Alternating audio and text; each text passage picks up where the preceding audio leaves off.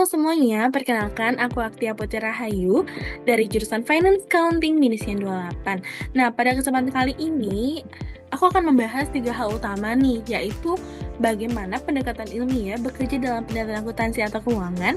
Yang kedua adalah mengapa pendekatan ilmiah lebih dapat diandalkan dibandingkan pendekatan ilmiah dalam pengambilan keputusan bisnis, serta bagian paling penting dari pendekatan ilmiah yang harus tetap dijaga di era Big Data dan kecerdasan buatan saat ini.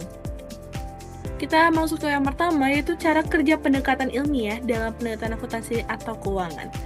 Pendekatan saintifik atau pendekatan ilmiah dalam penelitian akuntansi dan keuangan bekerja melalui tahapan yang sistematis dan terstruktur.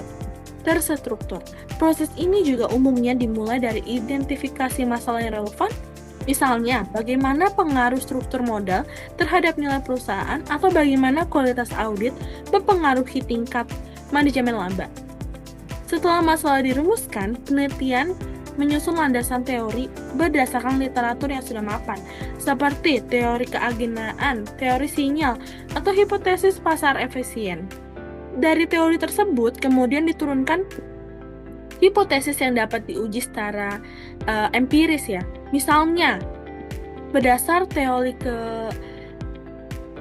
keagenaan itu dapat dihipotesiskan bahwa peningkatan kepemilikan manajerial dapat menurunkan konflik keagenaan dan meningkatkan kinerja perusahaan. Tahap berikutnya adalah pengumpulan data, baik data sekunder seperti laporan keuangan dan harga saham, maupun data primer seperti survei atau eksperimen. Nah, data tersebut kemudian dianalisis menggunakan metode statistik yang sesuai tentunya. Misalnya untuk regresi linier dan regresi penal, atau mungkin model ekonomika lainnya. Nah, hasil dari analisis ini kemudian dievaluasi untuk melihat apakah hipotesisnya dapat diterima atau ditolak. Tahap akhir adalah penarikan kesimpulan serta implementasi teoritis dan praktis. Dengan demikian, pendekatan saintifik memastikan bahwa kesimpulan yang dapat dihasilkan berdasarkan bukti empiris, bukan hanya sekedar opini atau intuisi semata. Yang kedua adalah mengapa pendekatan ilmiah dapat lebih diandalkan dibandingkan pendekatan non-ilmiah.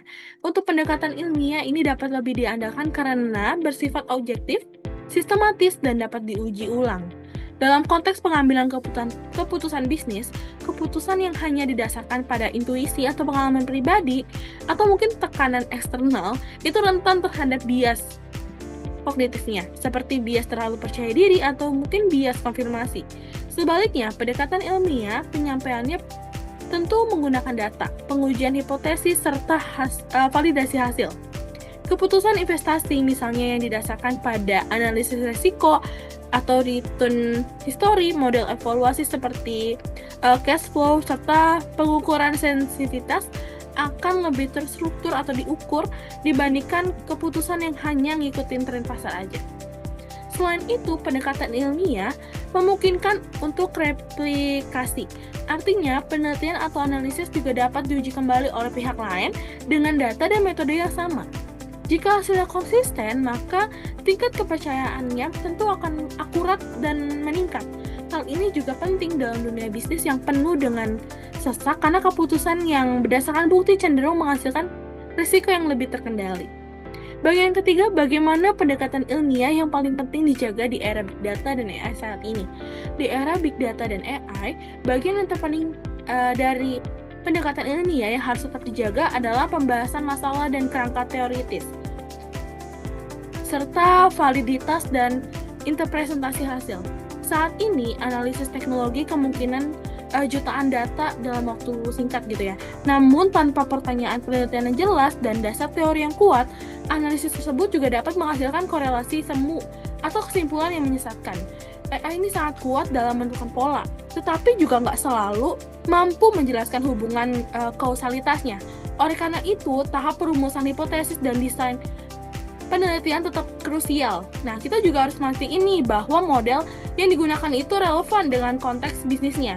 Variabel yang dipilih memiliki justifikasi teoritis dan hasil yang diperoleh diuji validitasnya, baik secara statistik maupun substantif. Nah, selain itu, etika penelitian dan integritas data juga harus dijaga.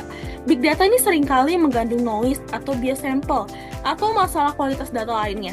Nah, untuk tanpa proses verifikasi dan validasi data yang ketat gitu ya, hasil analisis AI ini dapat memutar pengambilan keputusan. Nah, dengan demikian juga, meskipun teknologinya sudah berkembang pesat, landasan pendekatan ilmiahnya yaitu logika teori dan pengujian empiris dan evaluasi kritis tetap menjadi pilar utama agar keputusan bisnis ini tetap rasional dan dapat bertanggung jawab. Mungkin itu aja, sekian dari aku. Terima kasih, see you di next video selanjutnya.